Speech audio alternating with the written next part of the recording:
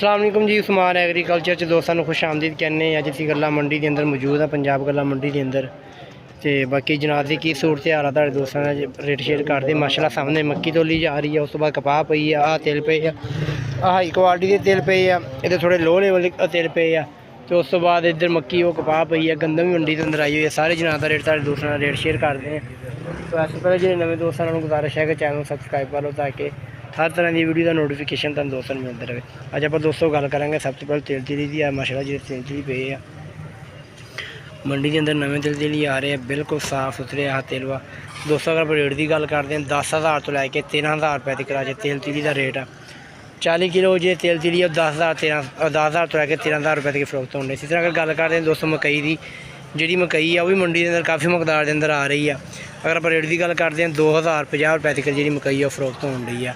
तो दोस्तों पर कपाह पई हुई है, कपाह का रेट अज माशाल्लाह बेहतर है।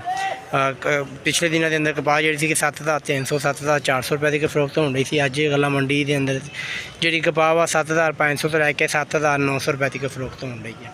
इसी तरह अगर दोस्तों गल की जाए जी मूंगी है, मूंगी माशाल्लाह अज 9,300 9,400 रुपये तक फरोख्त हो रही है। ਹੁਣ ਆਪਾਂ दोस्तों गल करते हैं गंदम की। गंदम माशाल्लाह गल्ला मंडी के अंदर आ रही है। जिस तरह रेट सैट होया वो सामने ट्राले की बैक साइड से जी नज़र आ रही ढेरियां निक्कियां वो गंदम दियाँ वा।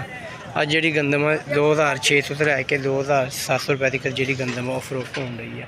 इस तरह अगर गल करते हैं धान मुंजी की, धान मुंजी 4,000 रुपये तक फरोख्त हो रहा है। दोस्तों जी तुहाडे दोस्तों ने मैं रेट शेयर किया पंजाब गल्ला मंडी मियां चन्नू का रेट है तो 40 किलोग्राम का रेट है। तो बाकी तुहाडे इलाके के अंदर तमाम जानता की रेट है सानूं कमेंट बॉक्स च लाजमी दसो।